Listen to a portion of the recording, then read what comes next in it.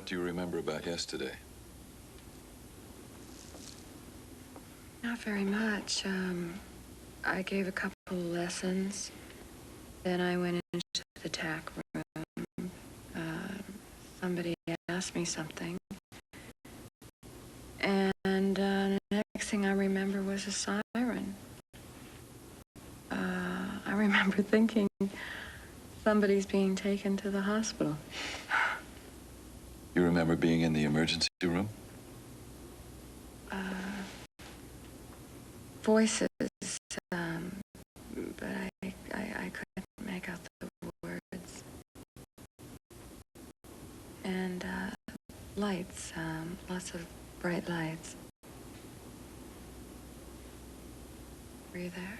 Hmm.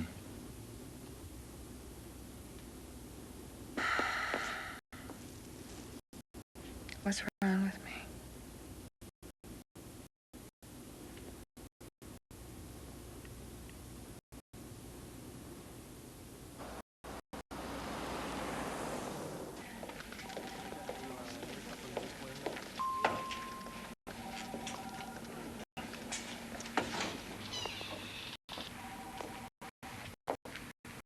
Lights on. Did you need something? I like someone to sit with me a while. I'll get the nurse. Please, Dr. McGrath, will you stay? Why would you want me? First, I must apologize for this afternoon. I was very unpleasant. Yes, you were. In fact, I think I was a very difficult patient for you to deal with. At times. I'm not used to a woman like you, which is not an excuse. I'm also very frightened, which is a slightly better one. All I can think about is dying, and the fear that follows wipes away good manners and gratitude.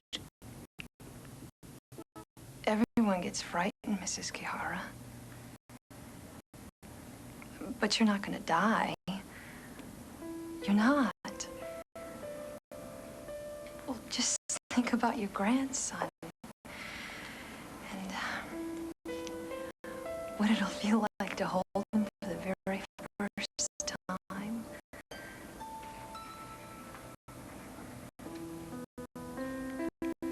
Waiting for the morning. Cherry blossoms gently open, and my grandson smiles.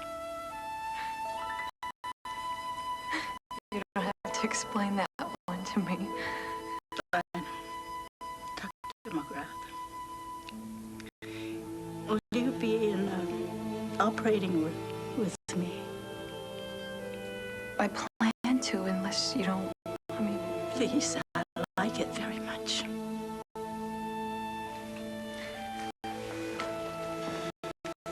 Then I'll be there. And I promise you, you'll be all right.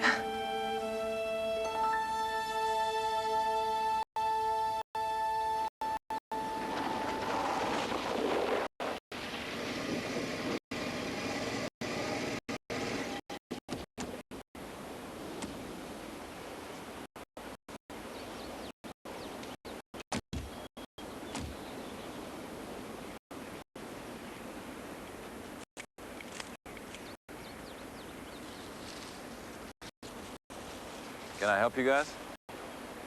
Dr. Kalani. I'm Special Agent Steve Kanahili. This is Special Agent Antonio Serrano. We're from the Federal Bureau of Investigation here in Honolulu, and we believe that you have information about an individual we're interested in. Her name is Donella Nichols.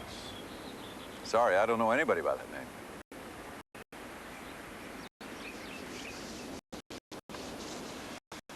Just a minute, Dr. Kalani. You know, she might have used an alias. At the last known address, she went by the name of Henley. Denise Henley? Someone tipped her off and she skipped. 3 months ago, we heard she was headed for the islands. What's all this got to do with me? These?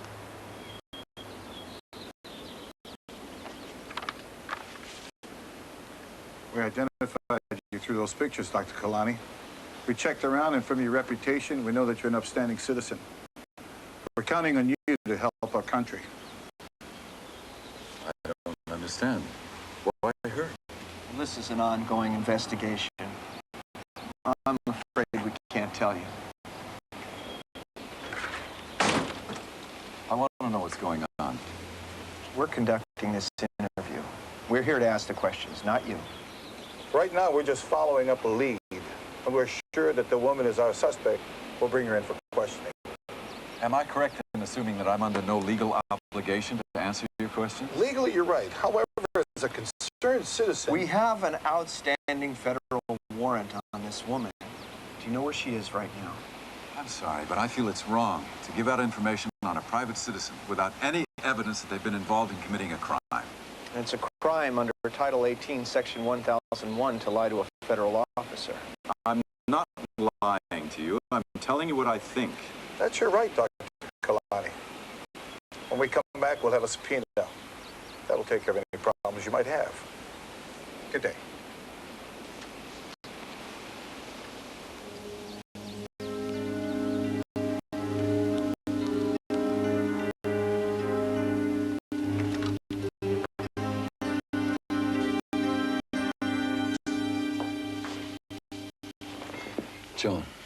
Joan. Daniel. Hi. Hi. Listen.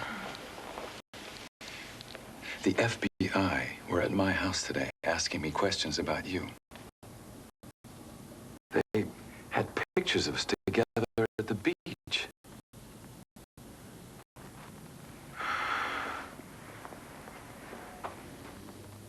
What did you tell them? Well, nothing, but they said they'd be back with a subpoena. Now, what the hell's going on? Hey, don't do that. Daniel, what were you doing in the summer of 1970? 1970. I was a fourth-year resident and I got married. I blew up an ROTC building on the college campus. What? Nobody was injured. There was nobody in the building. But I've been running ever since.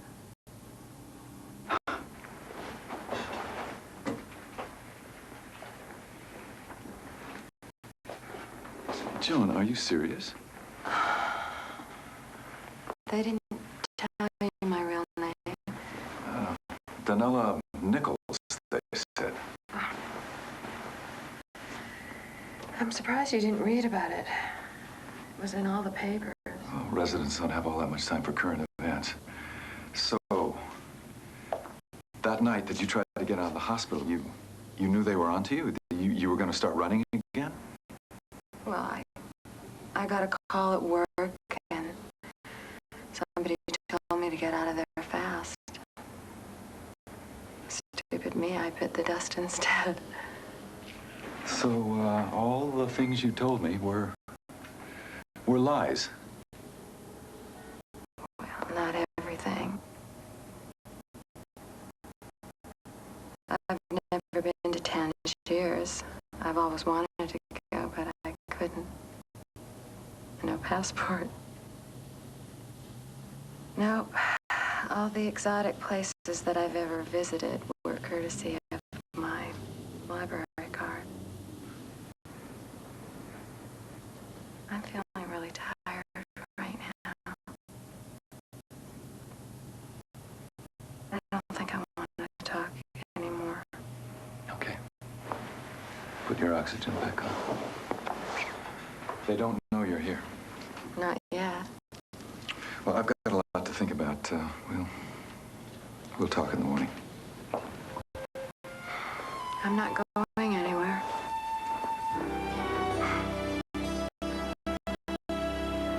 Good night. Dr. Kalani? Hi. Julie, what time is it? Oh, the usual time I get here. Try this. You look like you could use a jump start this morning. Have a bite. Guaranteed sugar rush. No, thanks. How's Miss Alexander? Better. I just saw her and her nurse on the way to the coffee machine. She was on her way for another test. I better get cleaned up. Well, I'm expecting a call from somebody named Richard Tobias. Wherever I am, get me if he calls, okay? Even if you're in the shower? Julie. Don't worry. I'll find you.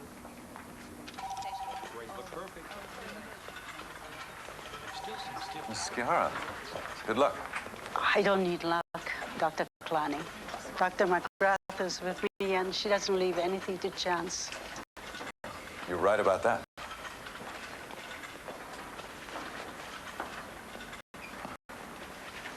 Hi. Hi. You're looking better. Well, I feel better.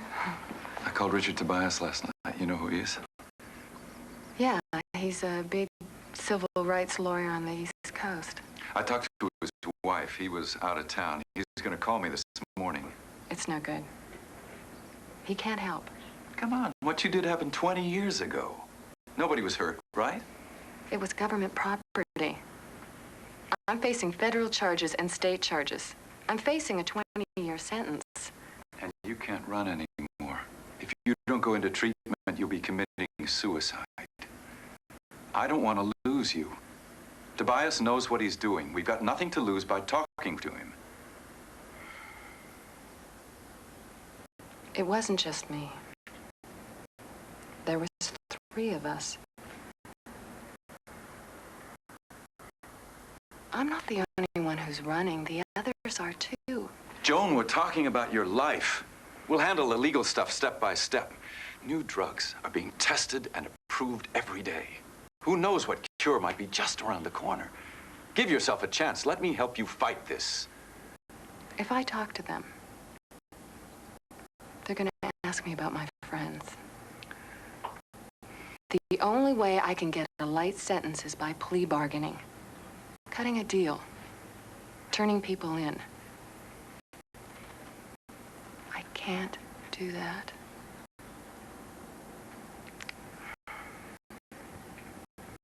When I think about not seeing you again,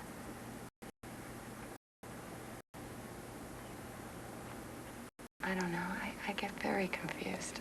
Excuse me, Dr. Kalani? Richard Tobias is on the line? Let's at least hear what he has to say.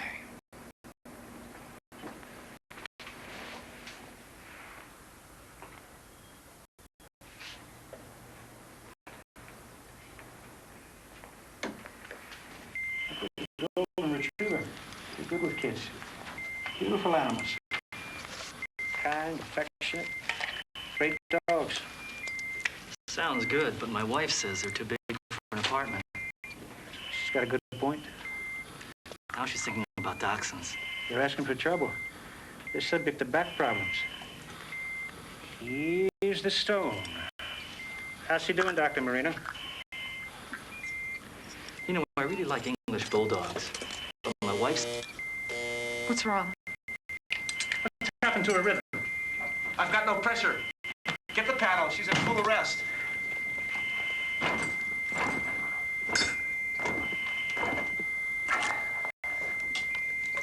Stand back.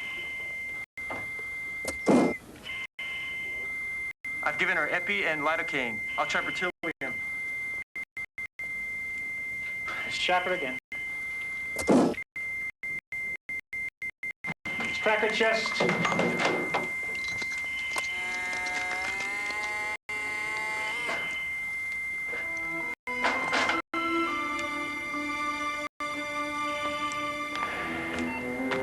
no point in going on.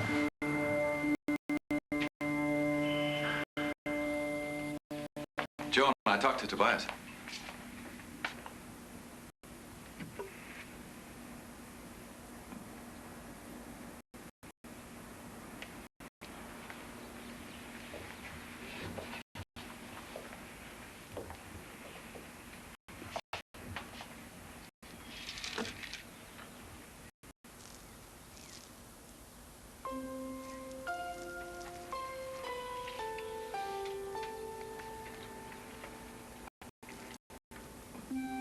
Dear Daniel, I guess I've come to value freedom above everything. Please try to understand. I'm not choosing death. I'm choosing life. Or rather, life is choosing me. I'm giving you back your beautiful gift, Daniel. Remember, the giver is always in the heart of the receiver. For always and forever, my love. Aloha.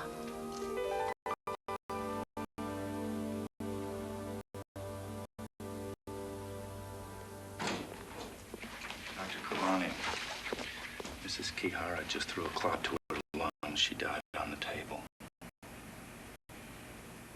Where's Dr. McGrath? I promised her nothing was going to happen. You made a promise you couldn't keep. We all do it. We promise what's not in our power to deliver. She's dead. Why try and rationalize it away? Caitlin, you're not a god. You had no control over what happened. You did everything you could. So what? So what? I did everything I could. She is still dead. I think you're very angry and more than a little sorry for yourself. Caitlin, the beautiful thing is you won her trust. Because she trusted you, she went into a frightening situation at peace.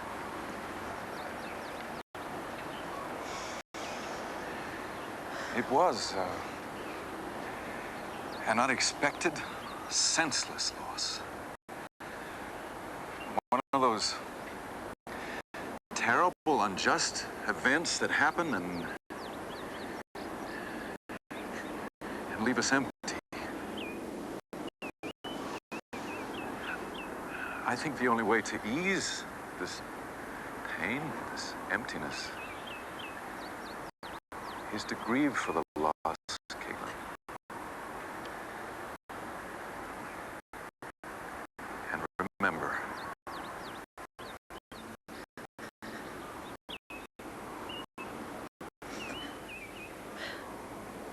Does it ever get any easier? I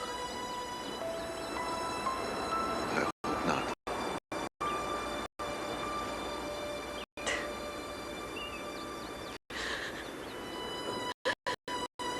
Before she went in the operating room, she gave me a poem that she'd written to her newborn grandson.